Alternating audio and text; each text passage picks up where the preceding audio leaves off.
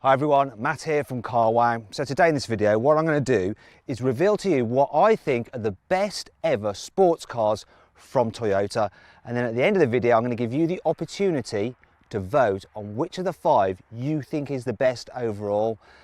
And unfortunately, this new Supra, even though it is the A90 limited edition, isn't in my list. Simply because I'm disqualifying it for the fact it's mainly a BMW.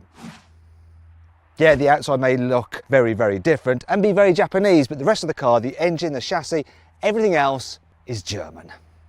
Anyway, on with the video. Right then, let's kick off this video with the first car on my list. This beautiful 2000 GT. So there's 3 key things you need to know about this. This is Japan's first ever supercar. It was actually built for Toyota by Yamaha and was in production between 1967 and 1970. Also, the swoopy design was inspired by the Jaguar E-Type. However, unlike Jags and Porsches of the day, this was kind of double the money, so it was actually Ferrari money. But then that's to be expected because it was rather rare. Only 351 were built. Also, it's very high tech, so the bodywork, that's aluminium. It was the first Toyota to be fitted with all-round disc brakes. It's even got a limited slip differential.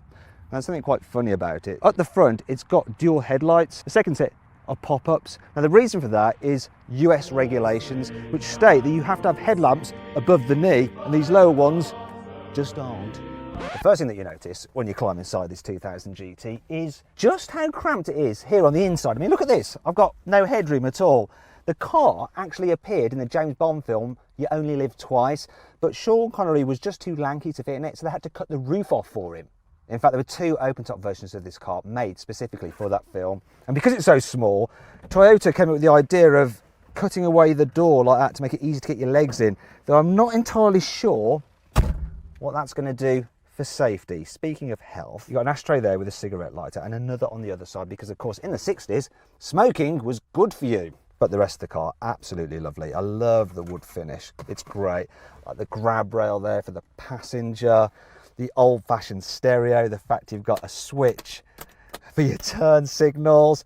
And there's some other things that aren't so great. So everyone goes on about the way that older cars have brilliant steering feel. Well, there's no assistance here. There's quite a lot of weight over the front. So yeah, I'm getting a lot of feel in my arms as they're burning from the workout.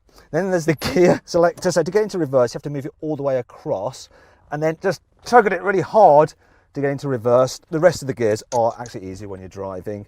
I do like this though, the umbrella handle for the parking brake. That is cool. Another thing I like is the sound of the horn. It's kind of a real classy baritone. Oh, it sounds like it's on its way out. Hopefully the engine isn't. Let's give it a go. Oh yeah. Oh yeah. Oh, that sounds good. The 2000 GT uses a 2-litre straight 6 from a top-level Toyota Crown. However, Yamaha have tuned it. They also fitted it with 3 twin carburetors. The result is 150 horsepower and 175 newton meters of torque. The engine drives the rear wheels via a 5-speed manual gearbox or a 3-speed automatic. I tell you what, this is a little bit of a treat, isn't it? Getting to drive such a rare and gorgeous car. I wouldn't describe it as being necessarily quick, but it does sound pretty amazing.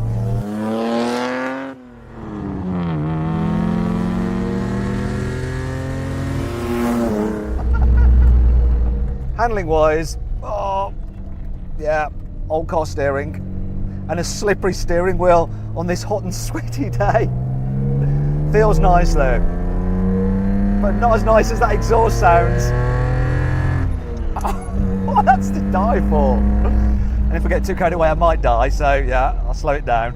It is quite hard to see what's going on behind you in those wing mirrors, but I suppose you do have the rear view mirror basically in your face, and you really get a sensation of the road beneath you through this low slung seat.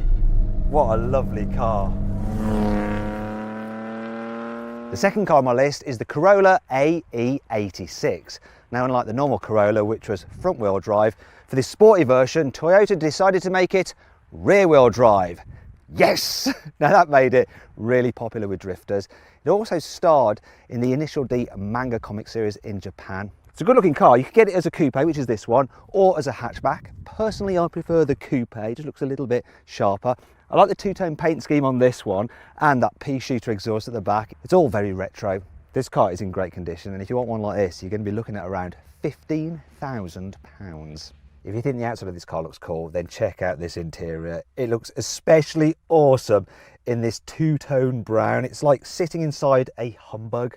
The seats, super comfy, love the material, they grip your body well. I like this as well, the way the headrests operate, and you can instantly recline the seat if you fancy a sleep, or get it in your perfect driving position. This car was actually built between 1983 and 1987, and the quality in here is actually better than Toyota's cars of the 1990s and early noughties. I mean, look, centre console test, it passes. Then there's the gear lever, which does kind of look a little bit like a sex toy. Still, the back seats are very roomy, so too is the boot, and you can fold down the back seats if you need to carry longer items. I also like this, the door pockets are like bits of carpet on elastic. I love it. I could run this as a daily driver, it's just so usable. There is one problem I had with it when I first got in it. I was trying to get the key out of the ignition. I was like, why can't I get it out? You have to press this button like that, and then you can release the key. Yeah, I did look like a bit of an idiot for 2 minutes, which to be fair is shorter than normal. The AE86 is powered by the same 1.6 litre twin cam 16 valve petrol engine that was in the Mark 1 MR2. So initially it had 130 horsepower and 149 newton meters of torque, but then it was detuned slightly later on to 120 horsepower for reasons. At least the engine is pointing the right way, so lengthways, and it's right over the front axle rather than in front of it, which means this car has a perfect 50-50 weight distribution, and that helps make it easier to drift. So too does the fact that you could get it with a limited slip differential. First things first, let's talk about this engine, because it's an absolute screamer. Revs for days, red lines at 7,000 RPM, plus it sounds really fruity and raspy. The throttle response is epic. Flex your right foot, instant pickup, glorious. The steering, well, it's quite light, even though it's not power assisted.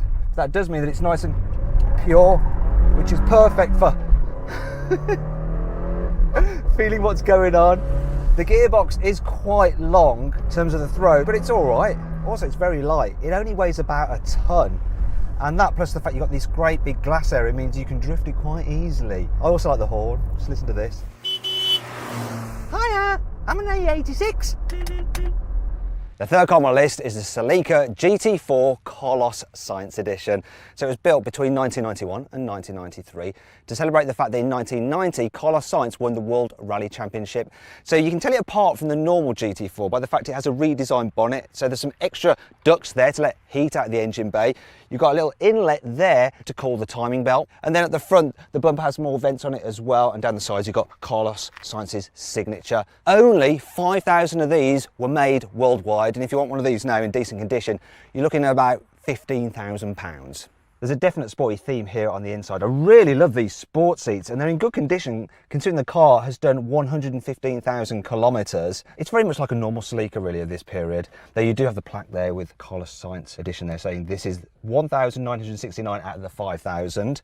There's some interesting quirks as well. So when you take the key out of the ignition, the steering wheel pops up automatically to make it easier for you to get out. In terms of other practicality, back seats aren't too bad, and the boot is rather large. What this car is lacking though for modern motoring is air conditioning, especially on a day like today when it's hot. Thankfully we've got a sunroof which I think we'll keep open.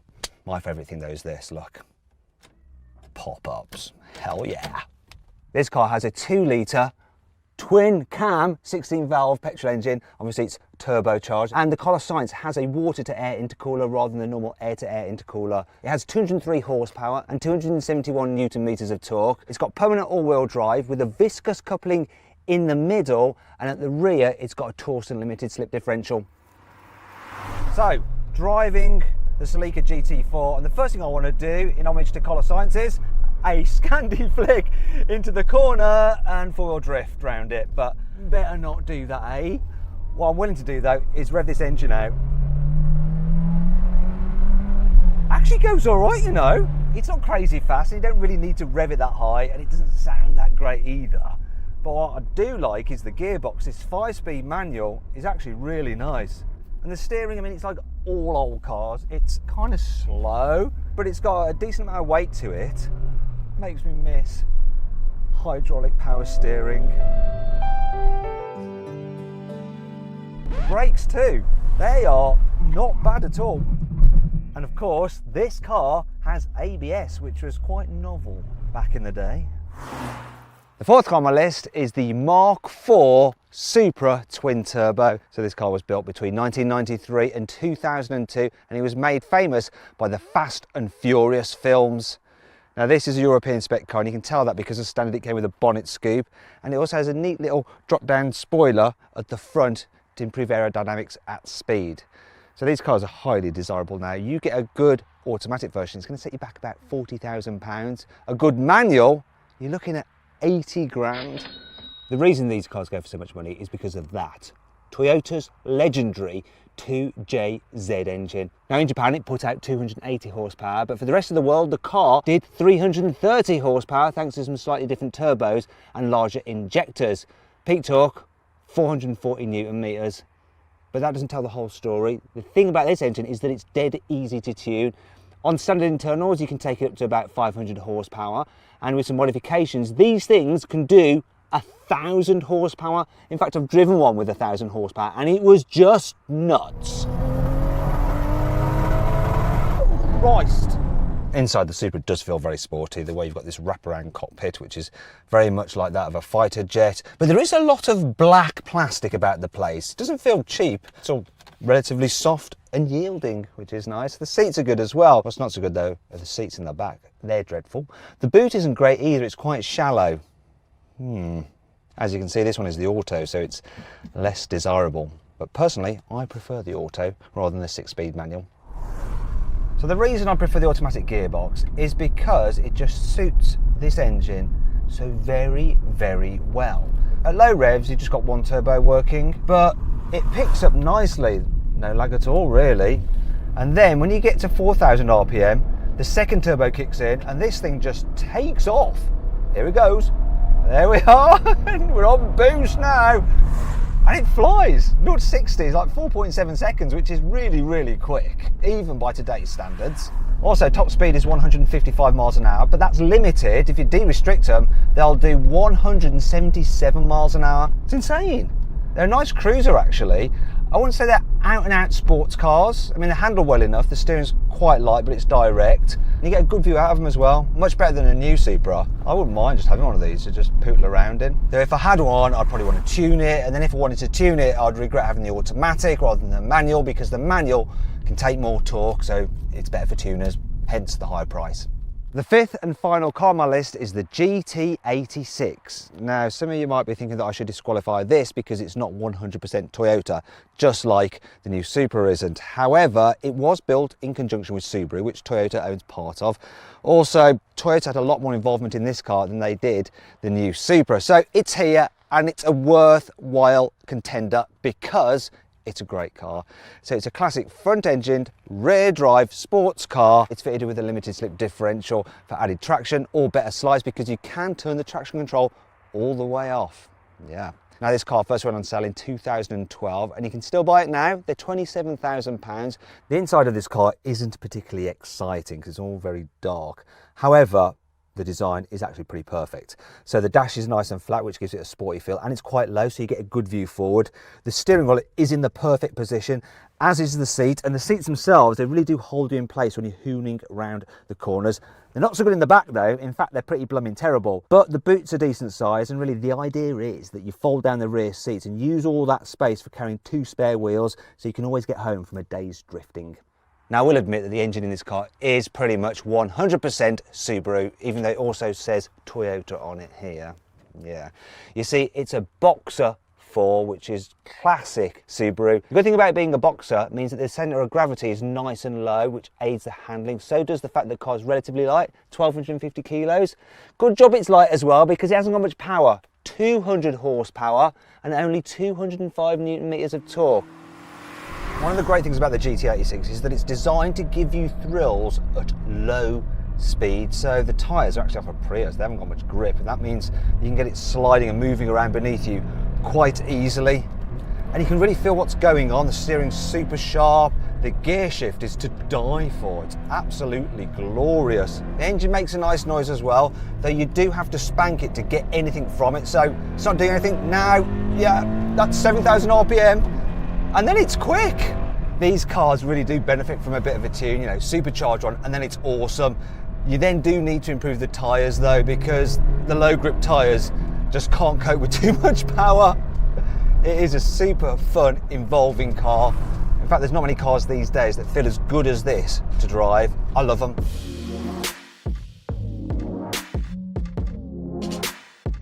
Okay then, you've now heard the case for each of the 5 best Toyota sports cars, but which do you think is the best overall? Now what I want you to do is just click up there on the pop-out banner to cast your vote. Do you think it is the 2000 GT, the AE86, the Celica GT4 Coloss Science, the Mark IV Supra, or the GT86? Now while you're deciding, I will admit there's probably a couple of omissions, such as the Mark I MR2. Maybe there's some others as well. If you can think of them, let me know in the comments box below. Anyway, have you casted your vote? Good. I'm very excited to find out what won.